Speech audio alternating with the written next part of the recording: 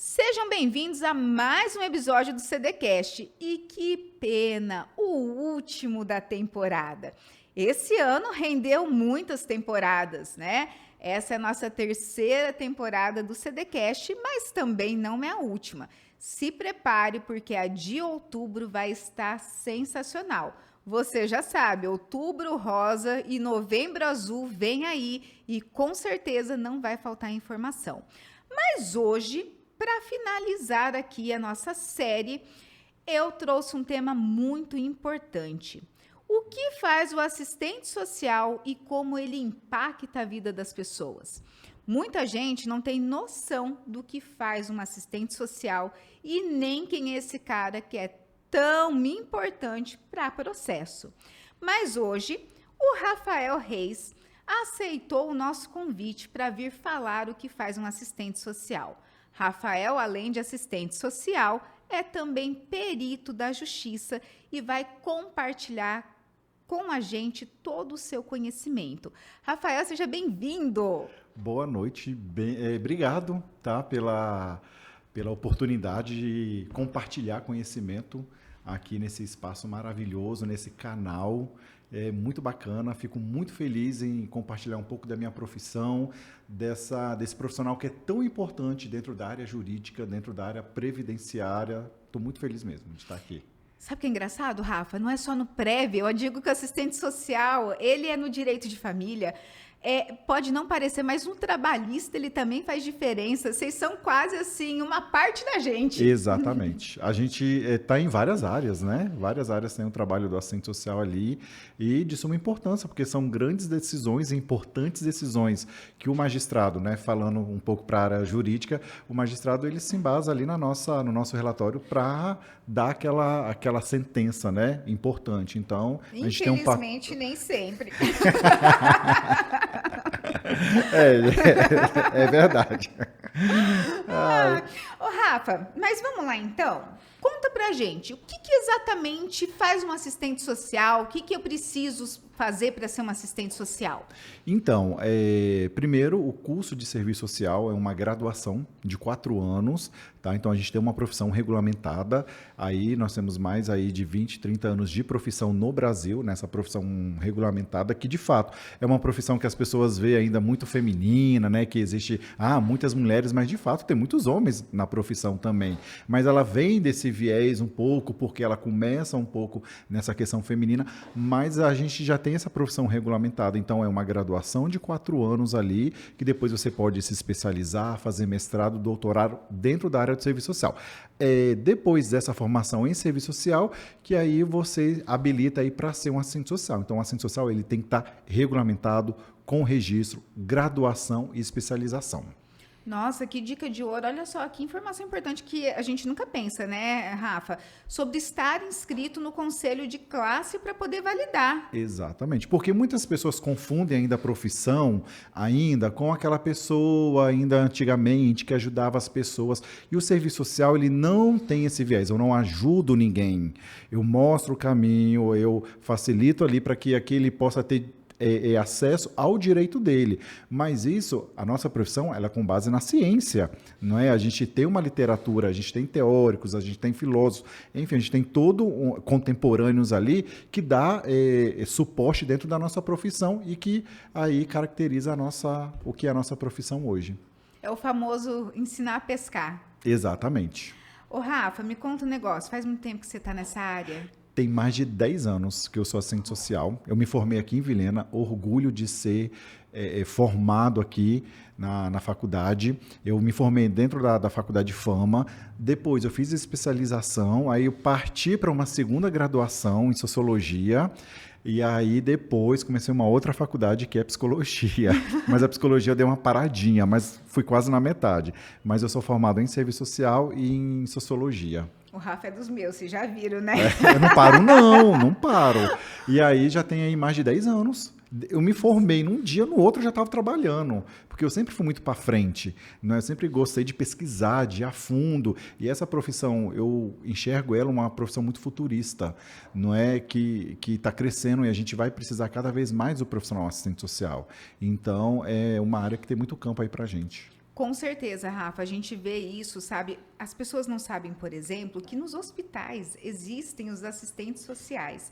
E é Exatamente. engraçado que isso não é só na rede do SUS. Sim.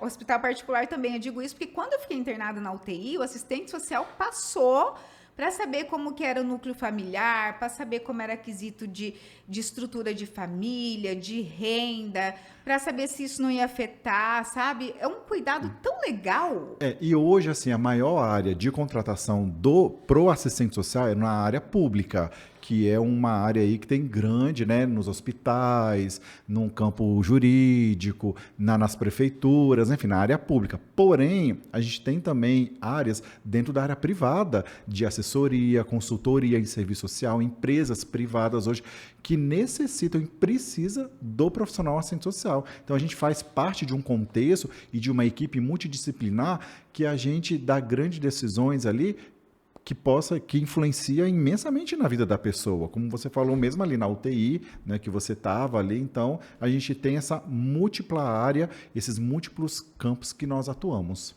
E assistente técnico também, né, Rafa? Que eu vou contar para vocês. Aqui, quando a gente atuava em direito de família, que é uma área que a gente não faz mais hoje, nós contratávamos assistente social para poder acompanhar as perícias Sim. quando precisava resolver algum caso ali de guarda. Uhum.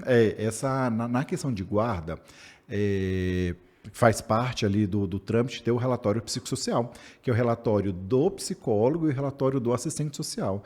Então, são dois documentos ali, dois acompanhamentos de suma importância, se tratando de adoção, quando tem algo que envolve alienação parental, né, e outras questões ali no campo da família.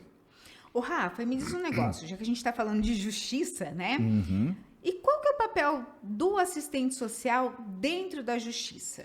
Então, primeiro, o papel da assistente social na sociedade, para começar um pouquinho, a gente trabalha com as expressões, com as múltiplas expressões da questão social, quando o direito daquele cidadão ele é violado.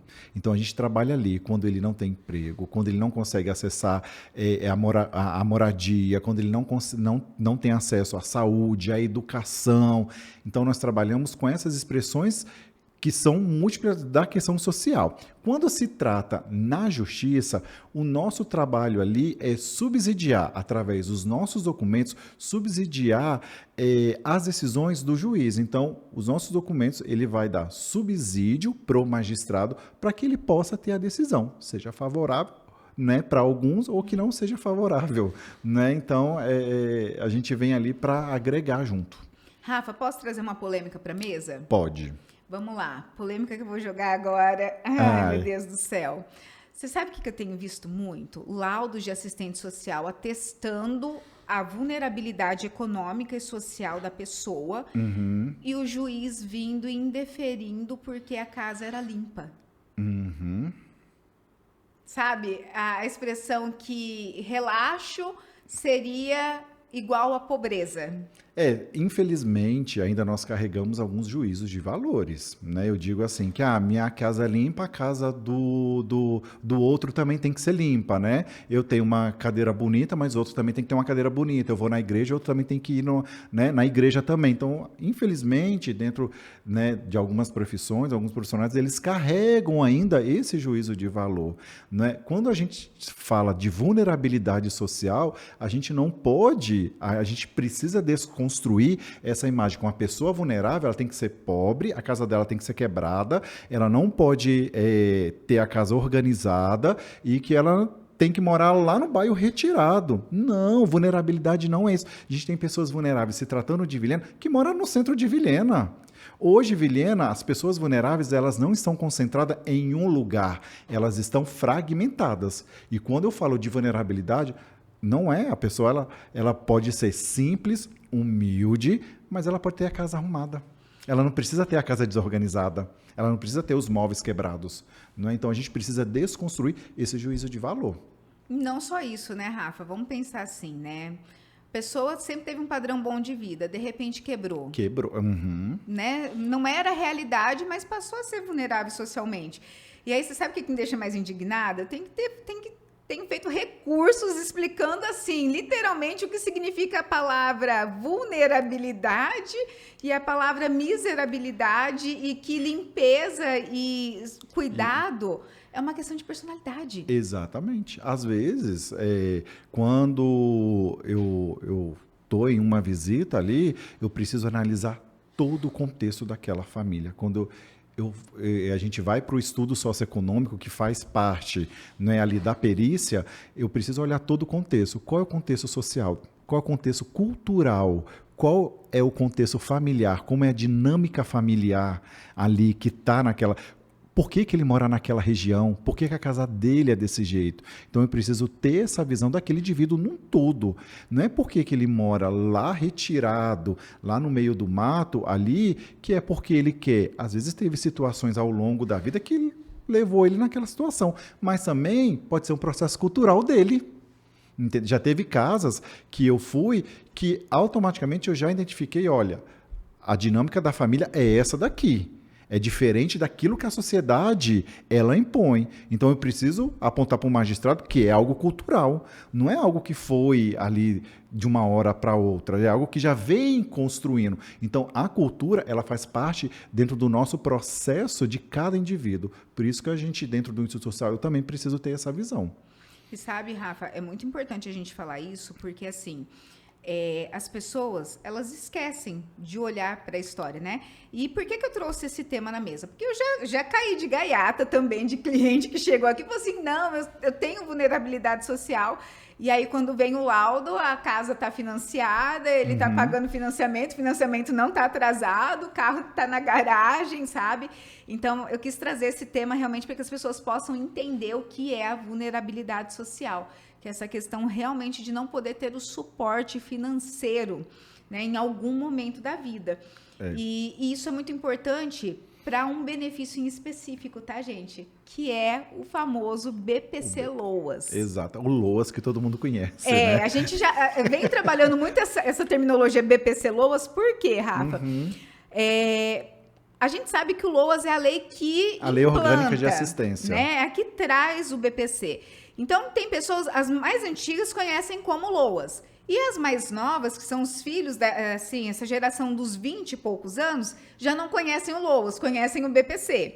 Então, por isso que eu sempre uso a terminologia BPC Loas. Mas é o que todo mundo está usando, assim, né? A galera está começando a mudar, né? Mas ainda eles usam Loas, Loas. Mas eu também faço um trabalho também da gente meio que dar uma organizada nessa... Na casa. Nessa nomenclatura aí, para todo mundo entender, né? É que nem assim, né? Muita gente fala assim, o Loas é aposentadoria. Não, gente, Loas não é aposentadoria. Né? BPC Loas é um benefício, como o Rafael muito bem pontuou, assistencial. Tanto é que, apesar de pago pelo INSS, ele não vem dessa questão do Instituto Nacional de Seguridade. Ele vem da Seguridade Social, que eu sempre explico, que envolve SUS, Previdência, né?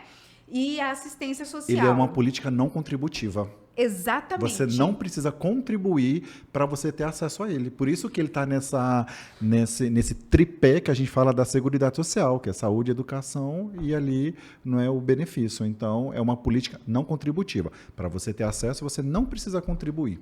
Bem isso. E o mais interessante do BPC, né? Que mesmo que você tenha contribuído em algum momento, Rafa, se hoje você não tem a condição, você está assistido. Você está amparado. Exatamente. Não é obrigada a morrer à míngua, como eu digo, sabe? E uma das coisas que eu sempre ensino também. É idoso, 65 mais, que é a obrigação que a lei fala, né? E já pagou INSS um tempo, mas hoje não paga, volta a pagar, mesmo recebendo o BPC, só que como contribuinte facultativo, pelo amor de Deus, não vai recolher diferente, né?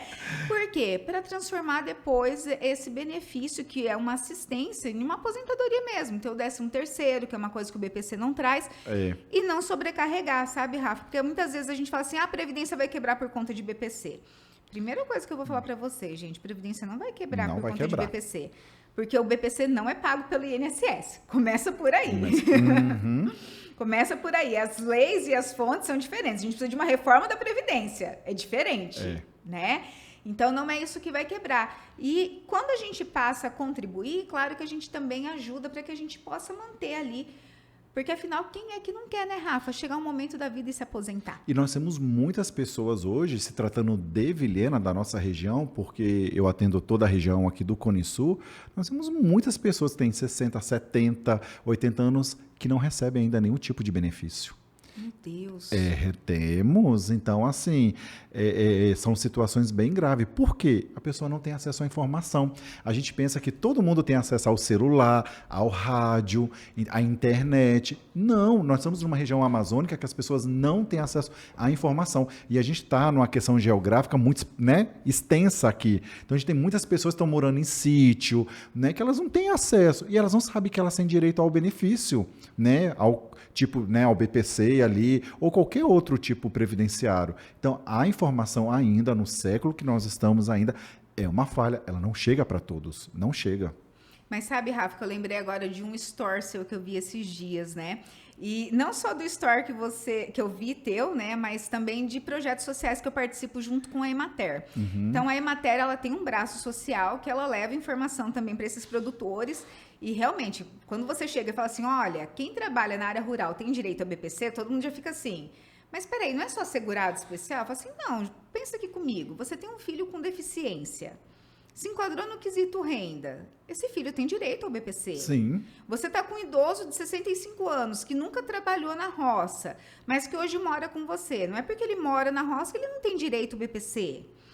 E aí, Rafa... Deixa eu só abrir um parênteses, desculpa te cortar. Que aquilo que também a gente precisa desconstruir é que as pessoas pensam assim, meu pai recebe, eu não tenho direito. Às vezes você tem todos os quesitos ali, né, para receber o previdenciário, né, para receber o BPC Loas ali, e aí você não dá entrada porque a vizinha comentou que só porque seu pai ou a outra pessoa dentro da sua casa recebe que você não vai ter direito. Então, assim, eu já tive visitas aqui em Vilhena, atendimentos que eu já fiz para a família todinha. Eu eu visitei a mãe, o pai, depois o filho e depois a filha. Todos eles recebem benefício, todos, e foram de BPC, estão recebendo o BPC. Então, a gente também tem que levar essa informação, né, que mais de uma pessoa dentro de casa pode receber sim. Sabe, Rafa, que você me lembrou até um caso aqui do escritório, recente, que a gente ainda está atuando. Eu fui fazer uma palestra na Universidade Federal para os acadêmicos. E aí, durante a palestra, a gente entrou, que era uma palestra sobre a Seguridade Social, e eu falei sobre o BPC, e a coordenadora do curso falou assim, epa, depois da palestra, eu preciso da sua ajuda. Eu estou com uma família em que são 4 deficientes. O pai e a mãe não têm condição de trabalhar porque cuidam. E só um recebe BPC. Você disse que mais pessoas podem receber. Eu falei assim, sim. Resultado. Estão lá com o processo caminhando na justiça. O INSS não vai fazer na via administrativa, infelizmente, né? Mas que vão ter esse direito. Por quê? Porque não entra na renda, né? O que teve alteração, tá, gente? Já até aproveitando aqui. Teve alteração mesmo. A renda de benefícios assistenciais como Bolsa Família passou a entrar na renda. Mas ainda assim, Rafa... Não sei se você, com a visão de assistente social, vai concordar com a visão do direito. Mas no direito, quando a gente entra nessa questão de tributação, são benefícios assistenciais distintos o BPC do Bolsa Família. Então, a gente não vê irregularidade em cumular. Então, um não poderia interferir no outro. Eu também sou contra também fazer essa contagem do benefício ali dentro da renda per capita da família. Porque o objetivo não é ali, ele não agrega ali para gerar renda. Se tratando do Bolsa Família, por exemplo, ele trata ali para minimizar, não é nem para eliminar, para minimizar aquela situação de miserabilidade da família. Exatamente. Entende? Então, pode acontecer da família se afundar mais ainda nessa situação de miserabilidade, mas ela pode ter oportunidade de sair, como muitas saem, né? Mas ela não pode, né? O Bolsa Família, eu sou, né, contra que ele agregue ali dentro da renda. Tanto é que a gente fez uma tese a respeito disso, né? E, inclusive, como coordenadora de Instituto Previdenciário, eu faço parte da coordenação de 2 institutos nacionais, nós estamos, inclusive, com uma tese também para ingressar de forma judicial contra essa decisão. Bacana. Porque, querendo ou não, Rafa, Bolsa Família, gente, R$600, vocês acham que tem algum impacto na vida de uma família? Ainda mais com uma família, quando eu tenho ou um idoso ou quando eu tenho uma pessoa com deficiência, ou até mesmo, né, Rafa, aqueles casos de doença incapacitante, como o câncer. Sim, que tem um gasto contínuo de medicamento. Você mora longe, vamos trazer novamente a questão geográfica aqui em Vilhena. Mora longe, mora no sítio, mora num distrito, e aí você tem gasto. Num período chuvoso, você tem um gasto maior com transporte. Não é? Então, todos esses valores ali, esses gastos ali, com o valor somente de 650 do Bolsa Família, ali não supre a necessidade, não supre. Aí a gente vê que às vezes, né, a gente fala de assistência e acaba passando, né? Sim. O vulnerável, ele acaba ficando cada vez mais vulnerável, e foi o que o Rafael estava falando, que nós estávamos conversando, né? Que a gente leva informação e as pessoas se assustam, né? E aí até estava falando do teu store. Gente, eu tava, sem brincadeira, eu tava chegando no rio para pescar e de repente eu olhei a história do Rafa e eu vi que ele tava no rio. Eu falei assim, nossa, que legal, o Rafa foi pescar. Olha, quem dera.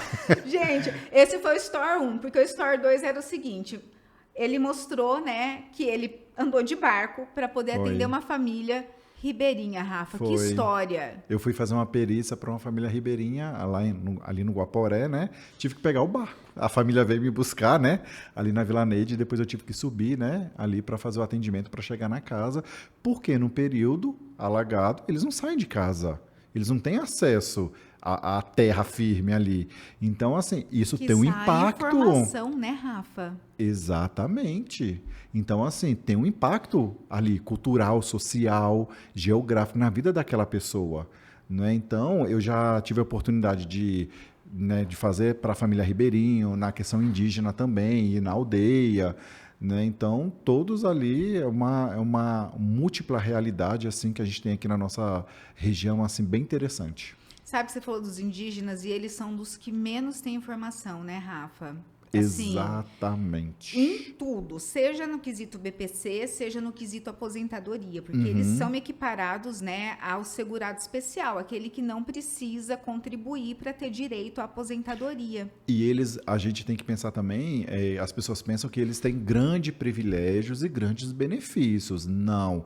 Se tratando de documentação, se tratando de alguns benefícios, eles se enquadram, que a gente fala, dentro dos requisitos igualzinho uma pessoa branca, né? Um homem branco que a gente fala, né? Que é diferente da cultura indígena. Então, porque o índio tem uma aposentadoria diferente, porque o índio tem... Nananina, não, eles têm os mesmos direitos ali do que a gente. É porque, na verdade, assim, a gente vive numa era que eu não sei se você concorda comigo, mas é meio terra sem lei a internet. Então, ao mesmo tempo que a gente tem informações que são verídicas e de qualidade, né, Rafa? A gente também se depara com falsas informações, que são essas, por exemplo, que o indígena tem um direito diferente, a informação de que eu só posso ter um BPC por família, porque, eu vi na internet, é isso que a gente ouve. O que a gente mais ouve é, eu vi a notícia na internet. Foi. E isso é muito perigoso, porque um local que era para ser tão primoroso e de boas informações, acaba meio que virando uma terra sem lei por pessoas que só visam o lucro. E aí o compartilhamento de fake news, né, de informações aí que a gente vê em relação né, aos vários programas sociais, aos benefícios, não é? Nossa, eu recebo ligações, né, no meu telefone de pessoas, olha, diz que agora vai ter uma pessoa visitando, que eles vão cortar o benefício, né, da gente. Então, assim, as pessoas desesperadas, porque a primeira coisa que elas veem ali, nossa, tipo assim, vou perder o meu benefício, porque quando uma pessoa sem benefício, ela é uma coisa, mas quando ela tem um benefício, o benefício muda a vida de uma pessoa.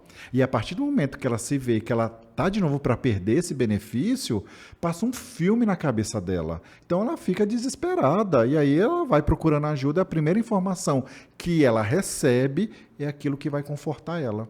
E dependendo da informação, ela vai tomar uma medida ali que, não é? E eu vou te dizer o seguinte, Rafa, não é um benefício, é o remédio, é a comida, é o gás, é a conta de água.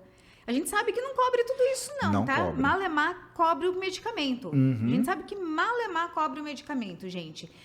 Mas é o mínimo de dignidade para aquele ser humano. Então, assim, uma mãe que está ali com aquele dinheiro para fazer o tratamento, que vem para cortar o benefício, se desespera. E aí, informações importantes, Rafa, como, por exemplo, da obrigatoriedade de biometria, que agora vai ser obrigatório, né? A partir de novembro, para todos os benefícios do INSS, vai ser obrigado a ter documento com biometria. Até então, era obrigatório para o BPC Loas. Foi aprovada a lei a partir de novembro. De todos. passa a valer que todos os benefícios têm que ter biometria. Eu fui na rádio dar uma entrevista e quando eu falei isso, eu me assustei. Porque foi uma enxurrada de mensagem. Por quê? Porque as pessoas não sabiam da aprovação dessa lei. E nem sabe, às vezes, o que é biometria. Exatamente. Não sabem. Não sabe se já fez ou onde que faz, né? Não sabe que a biometria é literalmente só você colocar lá, carimbar os dedos de antigamente, né? Uhum. E assim, me preocupa porque aonde que as pessoas vão fazer? Como elas farão? Né? Sabe? Vamos lá, aqui em Vilhena, vamos pegar nossa realidade, né, Rafa? Gente, se a preocupante. gente contar quanto tempo demora para tirar uma identidade, Meu Deus, lamentável. lamentável, sabe? Era algo que não poderia acontecer. E aí você deixa essa pessoa na vulnerabilidade, né? Que nem assim, a minha última briga, que eu falo assim, eu sou uma pessoa muito briguenta, eu não queria ser assim, mas as pessoas me obrigam, né?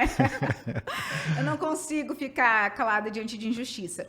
Que foi essas últimas alterações do BPC, que uma foi a questão de incluir a renda, né? Uhum. E a outra foi a questão da família unipessoal, Rafa. Ah. Que agora depende para atualização do No cadastro CAD, único. que o assistente social do CRAS vá até a casa dessa pessoa. E isso pode levar 90 dias. Ou mais. Ou mais. Ou mais, tá? 90 dias, eu acredito, né? Ou mais. Porque essa questão da unipessoal é o seguinte, tem realidades ali que eu me deparo com famílias que no cadastro único, ela declara uma informação.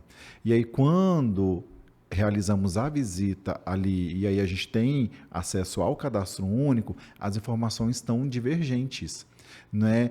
É um membro que não mora ali, ou talvez, né?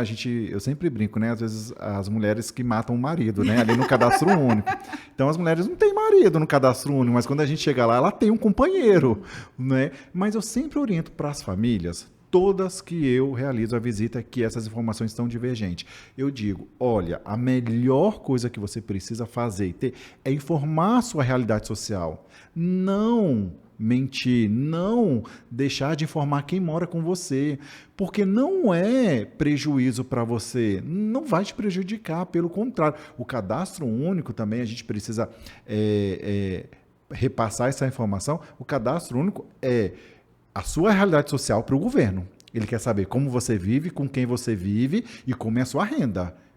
Então, com base nesse perfil social ali, é que você vai ter acesso aos outros programas sociais do governo. O cadastro único é como se fosse o nosso cartão do SUS. Se você tem um cartão do SUS, você tem acesso à saúde, ao serviço de saúde. O cadastro único, se ele está atualizado ali, você vai ter acesso aos programas sociais, ao Minha Casa Minha Vida, à Baixa Renda, né, ao Passe Livre, tantos outros programas sociais do governo, mas você precisa atualizar. Então, eu sempre digo para as famílias, mantenha atualizado. Mantenha. E com a verdade, e com a né, verdade, Rafa? com a verdade, porque já teve situações de eu chegar lá e falar assim, olha, e aí, você tem companheiro? Não, não tenho, né? Aí a criança ia falar assim, e meu pai? Então, enfim, são coisas que o assistente social ele presencia, né? Mas a gente sabe como contornar ali a situação. Mas sempre falar a verdade, como a sua realidade isso é importante. Então, e aí isso preocupa por quê? Porque a gente sabe que a gente, apesar de ser colocados no mercado inúmeros assistentes sociais todos os anos, a gente sabe que a dificuldade de contratação pelo serviço público. Uhum. E aí essas pessoas, como eu disse, estão com benefício às vezes suspenso por conta da ausência de atualização de CAD único, que é uma coisa que eu pego muito no pé sempre. Eu estou sempre nas redes sociais falando, gente, a cada 2 anos atualiza, senão vai cortar o benefício. E corta. Literalmente, E Rafa. corta. E não está errado. E corta. Já Não teve tá situações errado. da pessoa receber a cartinha para devolver um dinheiro. Sim. 30 mil, 50 mil. Aí você precisa ingressar com a ação ali para mostrar pro juiz falar assim, olha, ela não tem como pagar, não tem como devolver, até porque ela não fez nada de errado, né? Então, por isso que é importante manter atualizado o cadastro único. Sim, e aí, por exemplo, não vou muito longe, vou colocar casos de dentro de casa, porque santo de casa não faz milagre, né? Antes de eu casar com meu esposo, ele teve um sobrinho que recebeu o BPC Loas porque ele precisava. Porque na época o meu cunhado estava desempregado. Uhum. Quando ele foi empregado, ele não sabia que ele tinha que ir ao INSS. Falaram para ele, a história do falaram para ele, que cortava automático com ele recebendo. Eita. Resultado, né? Há um ano e meio atrás, ele recebeu uma cartinha pedindo para devolver os 80 mil. Nesse caso, meu cunhado tinha condição, foi lá, reparcelou para poder devolver o dinheiro, mas quanto de dinheiro público não é perdido nessas histórias? Porque, da mesma forma como eu estou contando da honestidade de uma pessoa, né? Esses dias eu ouvi aqui no escritório um cara que chegou aqui falando que tinha sofrido acidente de trabalho, e eu falei assim, ok, eu preciso ver seu INSS para poder entender. E ele não queria liberar de jeito nenhum para a gente ter acesso. Quando eu consegui ter acesso, Rafa, que eu abri o portal do meu INSS, adivinha só? Recebendo BPC de carteira assinada. Eita.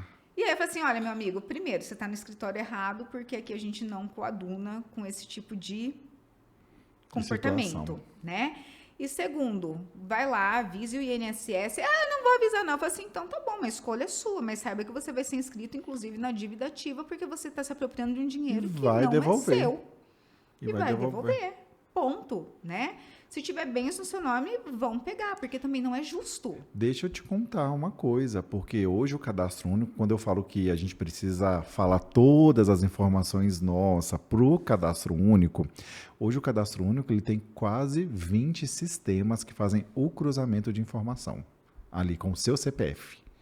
Então, por mais que você se ausente de contar ali que mora mais, né, pessoas contigo ali, o próprio cadastro único ele já cruza essas informações.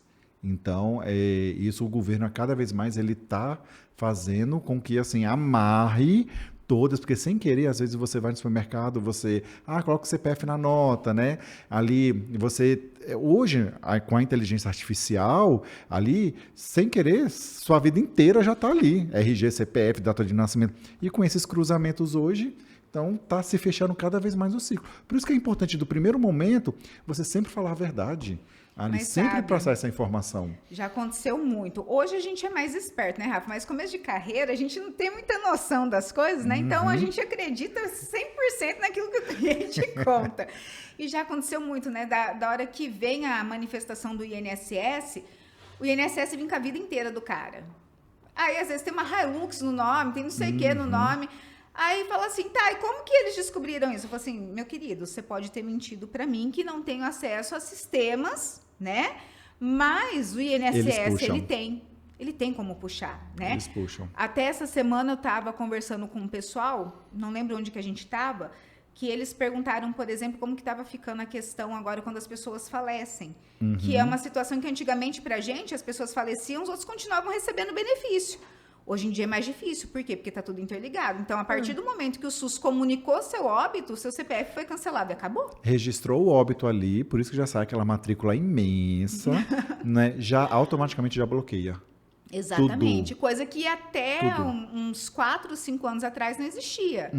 E é por isso que tem muita gente que fala assim, fulano faleceu e a família continuou recebendo benefício. Por conta disso. Exatamente. Não há esses anos atrás. Hoje não recebe mais. Hoje em dia, graças a Deus, não mais. Não mais. Não recebe. Ô, Rafa, agora me diz o seguinte.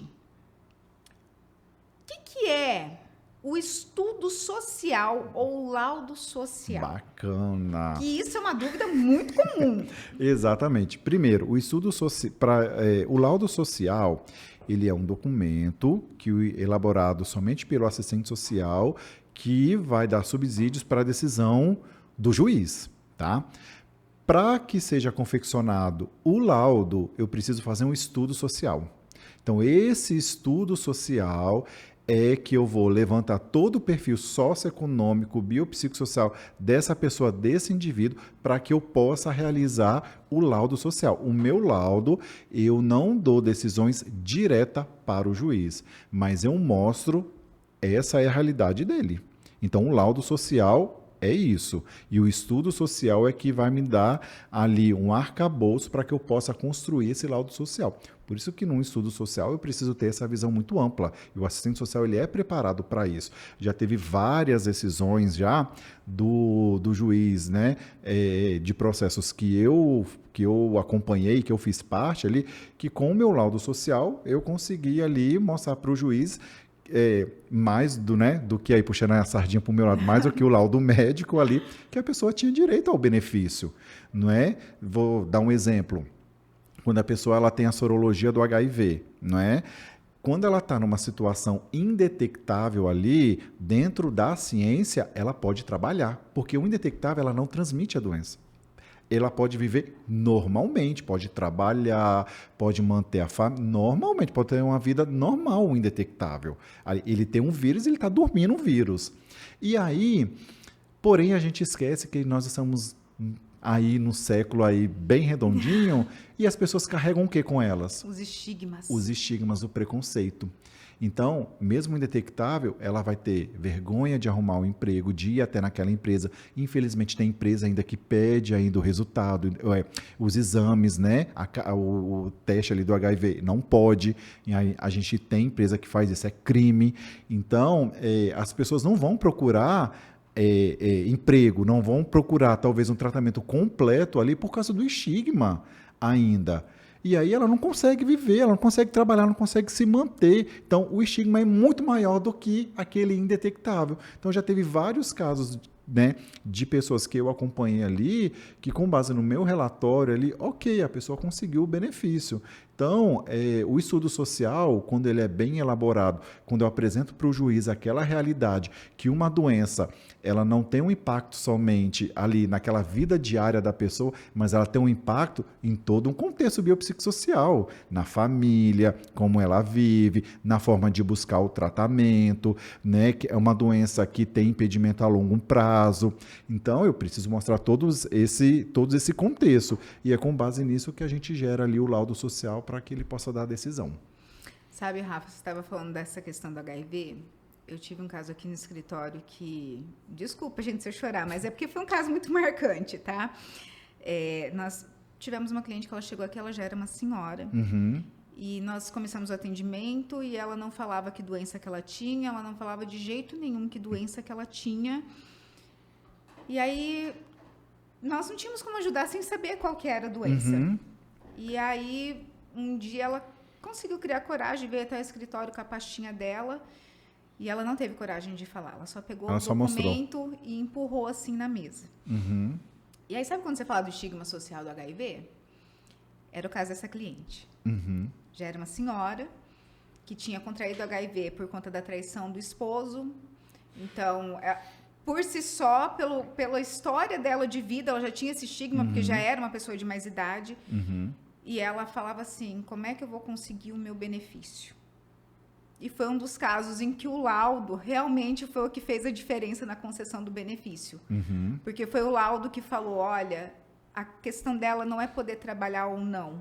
A questão dela é a sociedade dar oportunidade para que ela se encaixe no mercado de trabalho. Sabe? Então, assim, eu acho que o laudo, ele realmente é algo muito... É tão válido e tão, assim, o estudo social, Rafa, que eu, particularmente, sou a favor... Eu disse que eu ainda vou sentar, depois que eu terminar o doutorado, que eu estou quase, né? Mas eu disse que depois que eu terminar, eu ainda vou escrever sobre a questão do estudo e do laudo do assistente social, por exemplo, em caso de aposentadoria por invalidez. Uhum. Porque quando você fala da questão, né, da avaliação biopsicossocial, o laudo da aposentadoria por invalidez é declinado ao médico fazer essa parte. Uhum. E por mais que ele estude, Rafa, ele não tem a sensibilidade, o conhecimento técnico do assistente social. Uhum. Ele não vai conhecer fora do consultório dele. Exatamente. Ele vai conhecer de doenças. Exatamente, dentro do consultório. Então, assim, dentro do consultório tudo é aceito. Dentro do consultório, quem é que vai lá sem pentear o cabelo? Quem vai sem tomar um banho? Sabe? Ninguém vai ver você limpando sua casa, ou sabendo o tamanho que é sua casa, sabe? Então, assim, eu sou uma defensora, assim, do estudo social, não só para BPC Loas, mas uma ampliação dele. E o contexto de, quando a gente fala de doença, de impedimento, do impacto, esses contextos, eles são muito amplos. Né? Quando a gente fala de doença, não existe doença somente visíveis, existem as doenças invisíveis, se tratando, né, de uma doença autoimune, por exemplo, né, o caso conhecido aí dessa sorologia do HIV, que é uma doença silenciosa, não é uma doença visível, e tem outras também. Então, o impacto que essas doenças invisíveis causa na vida das pessoas ainda, eu sempre digo que dentro da justiça ainda a gente precisa trabalhar muito essa questão, porque a gente carrega ainda dentro de nós que o deficiente é só, infelizmente, é só aquele que está mancando, é aquele que não tem uma perna, aquele que não tem um braço. E se quando a gente fala de deficiência, não é somente isso, é muito maior. Tanto que hoje a gente tem novas nomenclaturas de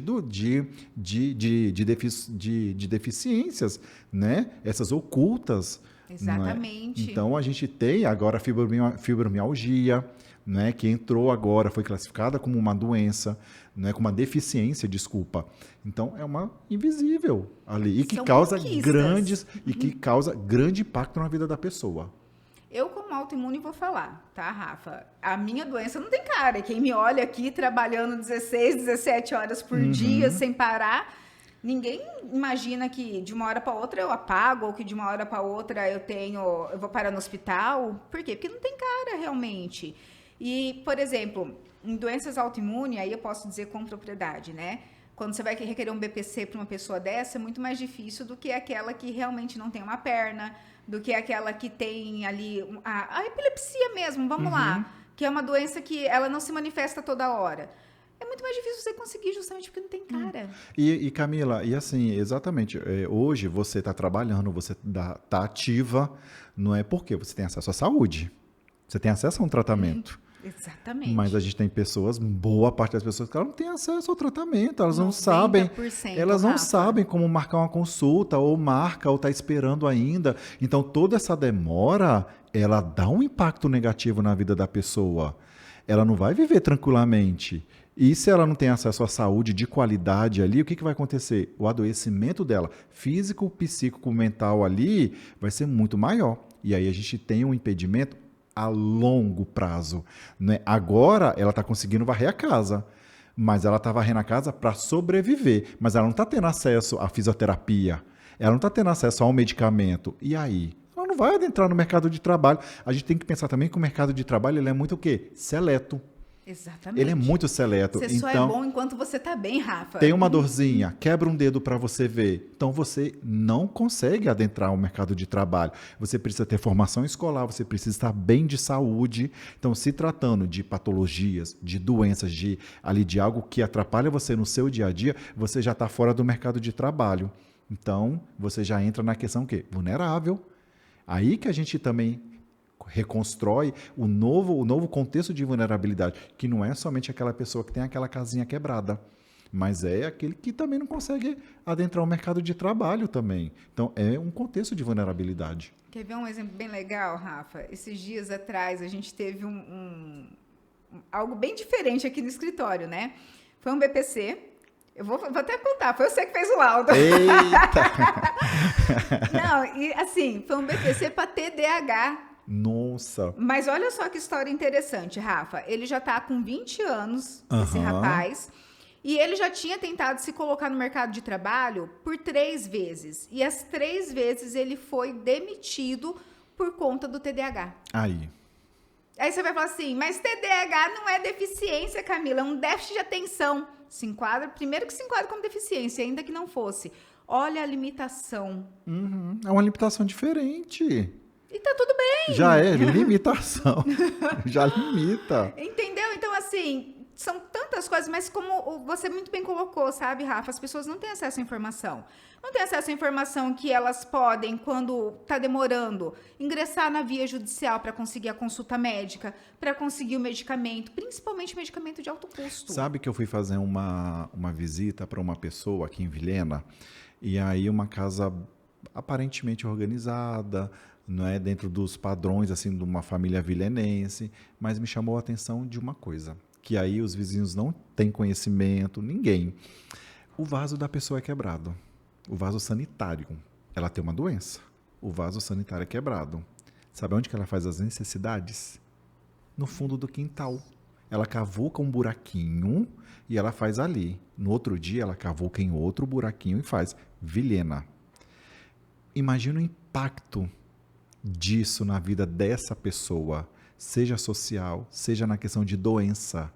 Ela já carrega uma outra doença.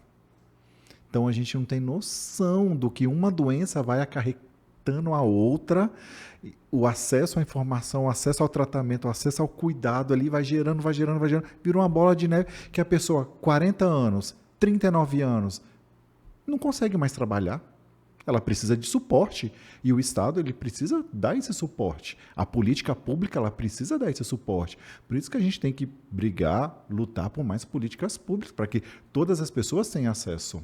Mas aí que tá, Rafa, você sabia que durante o mestrado eu escrevi sobre vulnerabilidade do trabalhador rural em específico. E eu fui para pesquisa de campo. As pessoas têm uma dificuldade muito grande de saber o que são políticas públicas e quais são as políticas que as amparam. E mais alarmante do que isso, que daí eu trago um dado como professora universitária que eu já fui. Quando você chega numa sala de aula para falar sobre políticas públicas, nem os acadêmicos têm noção do que são e nem para que servem. É porque ainda pensam que políticas públicas é só para as pessoas de classe baixa. E não é para todos. Todos nós precisamos de políticas públicas. Infelizmente, a gente vive numa sociedade que eu digo que não é só o racismo que é estrutural. O preconceito é estrutural. Seja ele de classe, seja ele de raça. Infelizmente, a gente tem que amadurecer muito. As pessoas têm preconceito de buscar o próprio benefício, de dar entrada. Elas têm vergonha, têm medo. É medo do que as pessoas vão pensar de mim. Eu sempre digo, se você precisa ter um perfil, vai buscar ajuda. Vai buscar essa informação, entendeu? Porque um benefício ele vai mudar a sua vida. Ali ele vai te dar mais, pelo menos um mínimo de amparo para você viver mais um pouquinho e tranquilo. Não é? Então, eu sempre também oriento as famílias em relação a isso. Mas isso vem muito, sabe, Rafa, do preconceito que a gente acabou de falar. Porque você sabe qual que é a visão que eles têm da gente advogado? Que vai cobrar a consulta, que vai ser caro. E não é essa a realidade. Claro, gente, é o que eu sempre digo. Em todo lugar, né, Rafa? A gente tem o joio e tem o trigo. Claro. Tudo tá sempre bem e o mal sempre vai existir. Basta a pessoa saber escolher o bom profissional, né? Então, assim, não é dizer assim, todo advogado vai te enfiar a faca, todo advogado vai te passar a perna, não é assim. Só que por conta desses estigmas que vão falando, dessas ladainhas que vão falando, muita gente acaba tendo medo. Muita gente. E muita gente fica sem benefício. Tem dois idosos que eu acompanho, né, que eles têm, um tem 60 e quase 70 e o outro tem 80. Eles não tinham documento. Meu Deus. E se eles não têm documento, eles não têm benefício. E aí, depois de muita luta, eu consegui o benefício. Então, a gente tem também pessoas até hoje, Camila, na sociedade que não tem identidade, não tem certidão de nascimento, não são reconhecidas pessoas em Vilhena. Em plena era da tecnologia. Em Vilhena. Então, olha também como que é uma bola de neve. Né? Esse acesso à informação, esse acesso ao direito, a coisas básicas, gente. Um documento é o mínimo que a pessoa precisa ter, mesmo se ela já está numa vida adulta. Ah, perdeu, aconteceu alguma coisa. Mas ela precisa ter pelo menos um mínimo de identidade ali, de reconhecimento. Rafa, você fala assim, né? Em Vilhena. Mas e se eu te contar que isso não acontece só aqui em Vilhena, na região norte? Olha, eu fiquei muito... Eu falei isso no episódio anterior, né? Com a Ju. E eu... É algo que eu não consegui digerir dentro de mim ainda, sabe, Rafa? Eu ir para São Paulo, que teoricamente é o coração do país, e ver que as pessoas lá estão tão carentes de informação quanto as daqui. Então a gente fala assim, as pessoas em Vilhena não têm RG e CPF. Eu falo assim, gente, hoje não é mais uma realidade nossa só, Rafa, é uma realidade do país. Geral. E aí eu fico pensando assim... mas é porque qualquer um tem internet e tem celular. Não é assim, qualquer um tem uma internet e tem um celular, gente. Aquele pai de família que está desempregado, que está morando na rua, naquela situação de vulnerabilidade, você acha que ele tem dinheiro para colocar crédito no celular? Se ele tiver que dar prioridade, ele vai dar prioridade na comida pro filho. A primeira coisa. E por aí vai. Então, falta levar informação. Teve famílias que eu já atendi aqui em Vilhena, né, na região aqui, que eles não nem luz, não é? Tem, e muito menos celular, né? E aí, para eu chegar até na casa para fazer a visita, você tem que mandar o recado para o vizinho, que o vizinho leva. Aí, quando você tem que ir na casa, o vizinho tem que te acompanhar, porque não tem nada. Infelizmente, não tem. É o quê? Primeiro ele quer a comida. Ele precisa do alimento para depois pensar em algo que para ele é supérfluo. Para a gente é necessidade, mas para aquele indivíduo ali ainda é supérfluo. É porque, sabe, Rafa, eu vou até emitir uma opinião pessoal minha aqui sobre essa situação. As pessoas na sociedade resolveram que elas querem viver numa bolha, onde só é importante o meu umbigo e a minha bolha. Uhum, Então, se esse copo aqui estiver sendo excluído e estiver sem alimento ou sem informação, tá tudo certo. Eu não sei em que momento a sociedade virou isso. Eu me questiono. Quando uhum. foi que a humanidade deixou de ser humana e se tornou robô? Porque isso para mim é um comportamento robô, É. né? Olhar só para sua bolha, olhar só para o seu redor. E eu digo que eu acabo sofrendo muito por conta disso, né? Porque eu resolvi atuar numa área, gente, que é impossível ficar só na bolha. É uma área onde eu quero romper a bolha toda hora, Uhum. onde eu não consigo aceitar. E eu acho que dentro da assistência social isso é mais forte ainda, né, Rafa?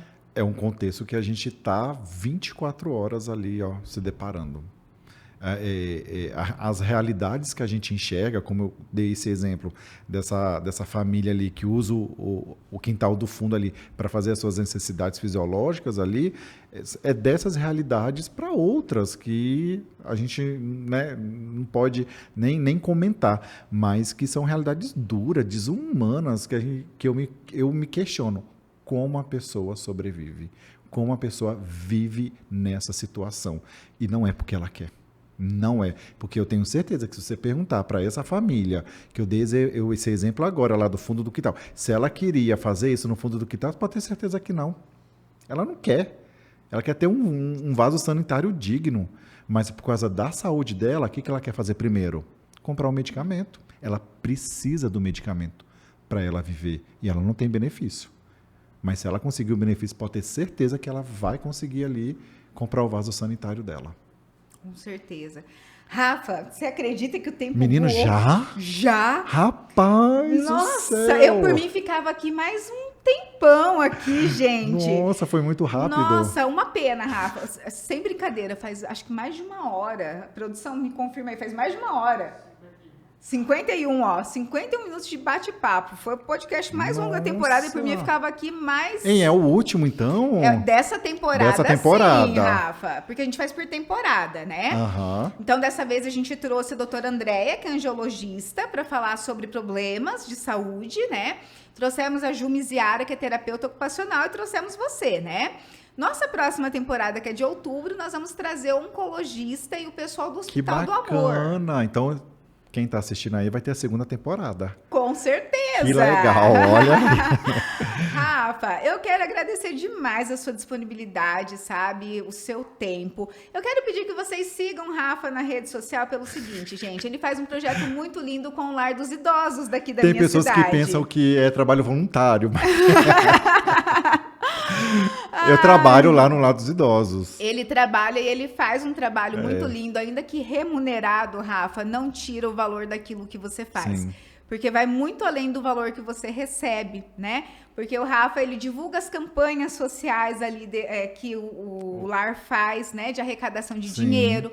Que a gente tem uma dificuldade, apesar do fórum doar uma quantidade de dinheiro, apesar da maçonaria doar uma quantidade de dinheiro, outras instituições também fazerem doação, a gente sabe que não é suficiente, gente. São pessoas muito idosas, né?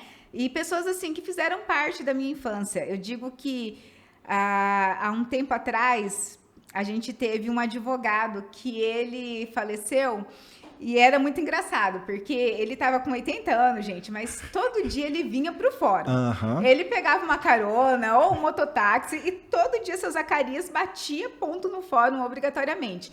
Tanto é que no fórum existe uma placa, isso na minha época de estágio, né?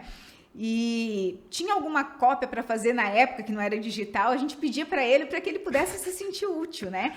E não é que ele estava abandonado, não. Isso que era o mais legal da história dele.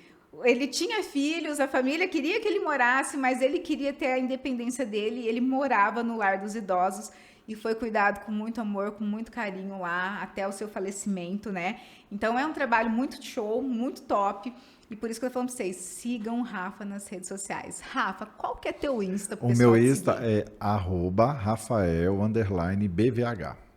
Ô, Rafa, e quem precisar, assim, contratar seus serviços como assistente social, tem algum contato? Pode entrar em contato lá pelo Instagram mesmo ou pelo meu telefone 98414-3480, que aí a gente conversa. Rafa, muito obrigada, né, por ter aceitado o nosso convite, ter disponibilizado o seu Obrigado tempo. você. Rafa, que é multifunção, gente, tá? Não se engana que ele não é só assistente social. Não paro, mas eu fico muito feliz, tá? De vir aqui, de compartilhar um pouco desse conhecimento da minha profissão, que sou muito feliz, não é, em tê-la, ter escolhido ser assistente social. Espero aí trabalhar também por muitos anos. Sou muito feliz lá na Justiça Federal também, tudo que está ao meu alcance ali para que essas pessoas tenham acesso, né, ao direito ali ao previdenciário, né? Então, o que precisar de mim, estamos aí, tá? Fico muito feliz, parabéns, tá? Pelo espaço aqui, por essa informação e que vem a segunda temporada, segunda, terceira, quarta, isso que é importante. Sim, informação sempre, né? Inclusive, quem não assistiu, assista a primeira, que nós tivemos o Diego, que é o diretor da vara daqui de Vilhena, contando como funciona o processo na Justiça Federal. Inclusive, lá a gente falou, né, quando você pode entrar com o seu processo sozinho, que você não precisa, nem sempre você precisa de advogado para fazer o processo. Então, quem não assistiu, volta e assiste a primeira temporada. Gente, obrigado de coração por mais essa temporada e aguarde que em breve vem mais informação para você.